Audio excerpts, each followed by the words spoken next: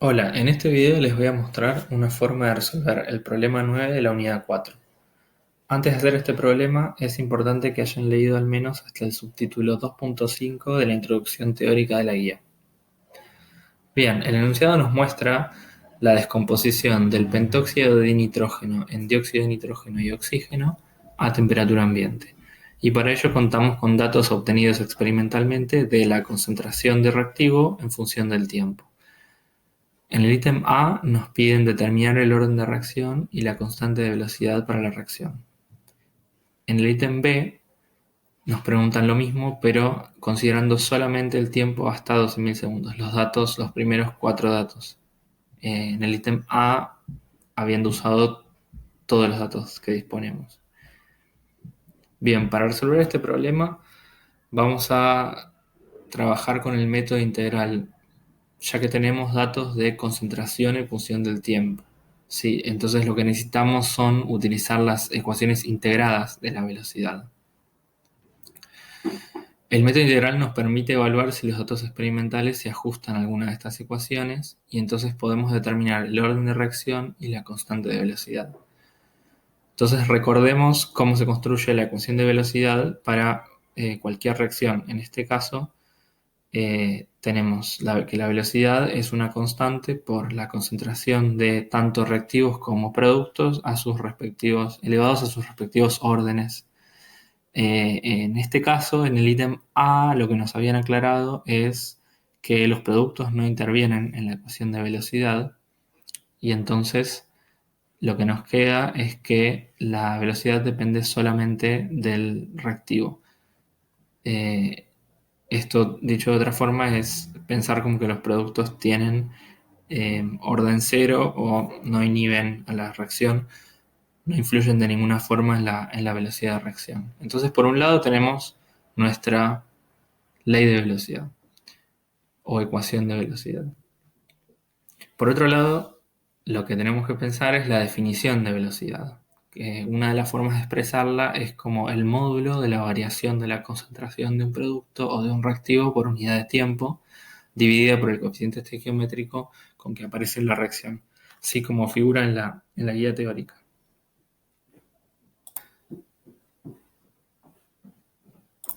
En este caso, la variación de la concentración respecto del tiempo viene simbolizada por esta derivada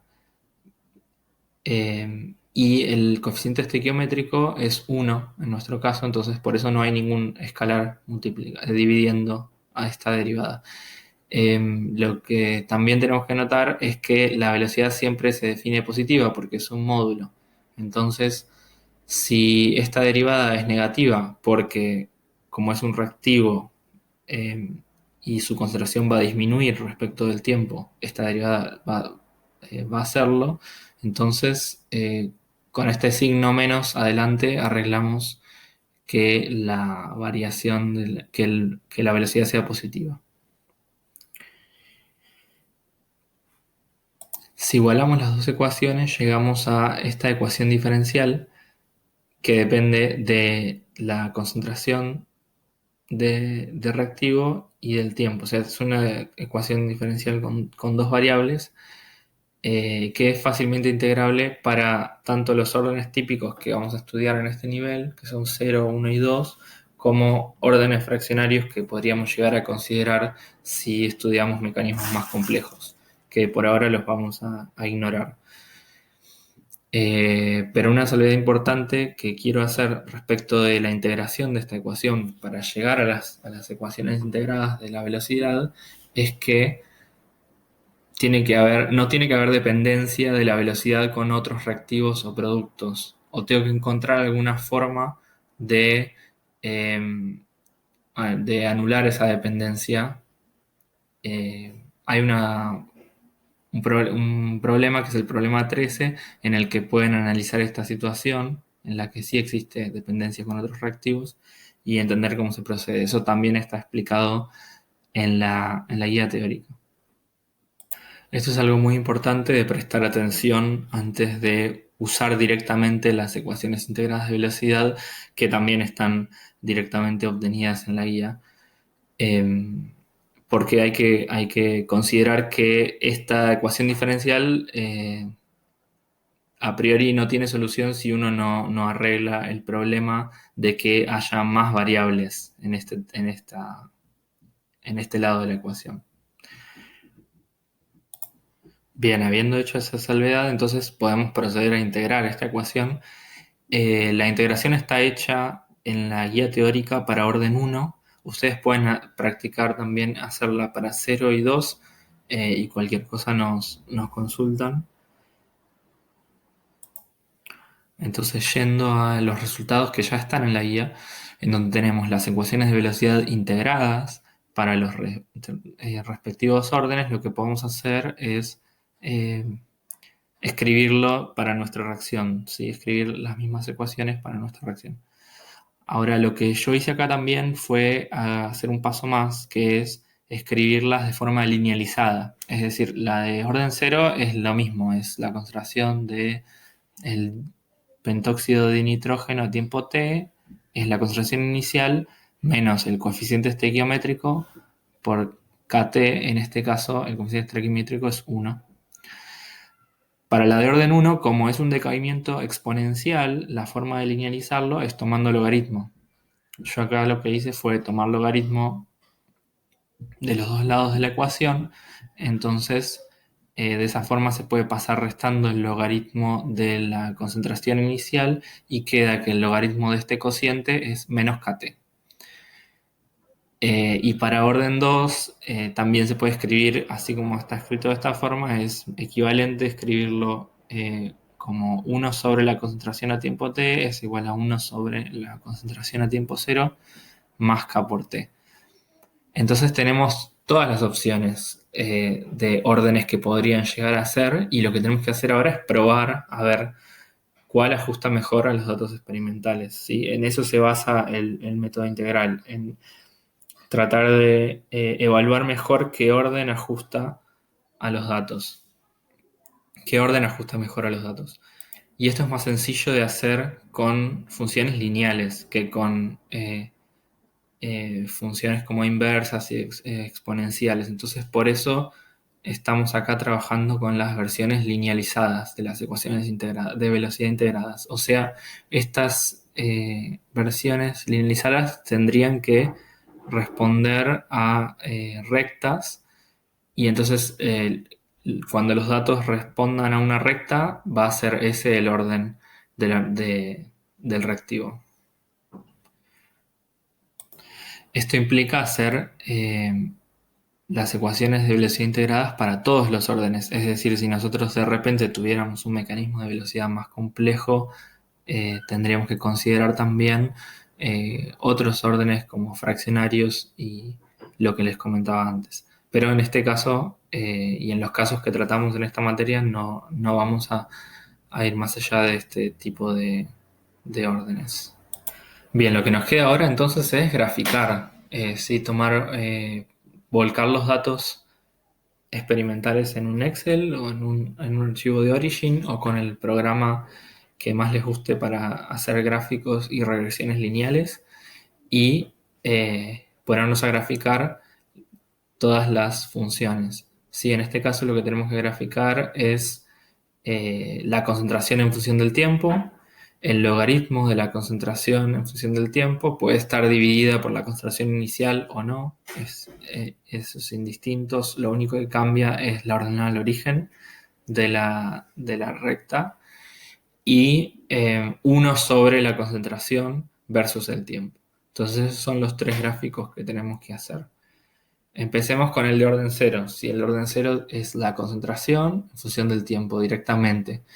Y vemos que los datos tienen una tendencia que parece presentar otro tipo de funcionalidad. Si uno piensa en una recta óptima, es decir, la recta que mejor aproxima a todos los puntos experimentales de alguna forma, se ve que hay una tendencia que la contradice. O sea, hay una forma curva clara que no es la de una recta. Lo mismo pasa con orden 2. Cuando graficamos 1 sobre la concentración del reactivo del orden que estamos averiguando, cuyo orden estamos averiguando. También vemos una funcionalidad distinta a la de una recta. Sí se ve acá que parece ser como una curva con un tipo de concavidad, pero no es una recta.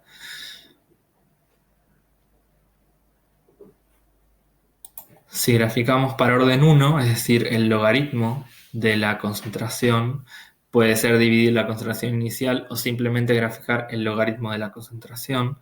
Es lo mismo, lo único que cambia, como dije antes, es la ordenada al origen.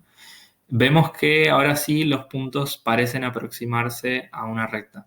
Lo que yo tracé en todos esos gráficos es una regresión lineal de los datos que pueden encontrar cómo hacerla en el instructivo de cómo usar Excel. En este caso yo usé Origin, pero para este tipo de ajustes de datos es indistinto.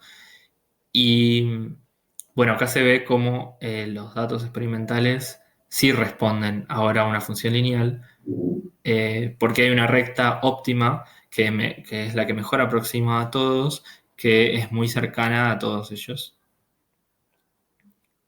Y la forma alrededor de los puntos, alrededor de la recta, también es aleatoria, ¿sí? No hay ninguna forma eh, clara. Entonces ahora sí podemos ir a los resultados del ajuste lineal que se obtiene, eh, donde se ve que la pendiente es menos 2,93 por 10 a la menos 5 segundos de la menos 1. Yo le agregué la unidad porque en el gráfico grafiqué versus segundos. Acá en el eje está mostrado sobre 10.000 segundos como unidad, pero el programa tomó como que era segundos la variable independiente para poder sacar esta pendiente. Entonces, esta es la pendiente de la recta. Y si nosotros pensamos en la ecuación que estamos queriendo representar, la variable independiente es el tiempo, entonces la pendiente sería menos k. Por lo tanto, como la pendiente es menos k y la pendiente es menos 2,93 por 10 a la menos 5 segundos a la menos 1, podemos despejar k. Y también la podemos pasar a horas a la menos 1 si queremos para que esté en una unidad más amigable. Porque parece estar en el orden de las horas esta constante de velocidad, ¿sí? O sea, el tiempo asociado a esta constante de velocidad. Entonces, bueno, ya terminamos con el ítem A. Establecimos que el orden es 1 y la constante de velocidad tiene estos valores. Entonces ya conocemos en forma completa nuestra ecuación de velocidad para esta reacción. Ahora el ítem B lo que nos pregunta es ¿qué pasa si usamos los datos solamente hasta 12.000 segundos? Es decir, un cuarto, un cuarto del tiempo utilizado en el ítem A, porque recordemos que teníamos hasta 48.000 segundos datos. Entonces, bueno, podemos hacer lo mismo. Obtener las ecuaciones integradas de velocidad y graficar. Ahora solamente tenemos 4 puntos en lugar de 7 para cada gráfico.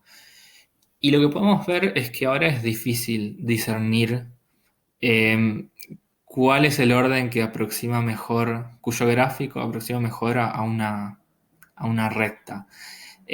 Todavía se sigue viendo, justamente acá los puntos están claramente sobre la recta y en estos casos se nota todavía la tendencia a esa curva, entonces uno podría decir, bueno, es orden 1, pero no está muy claro.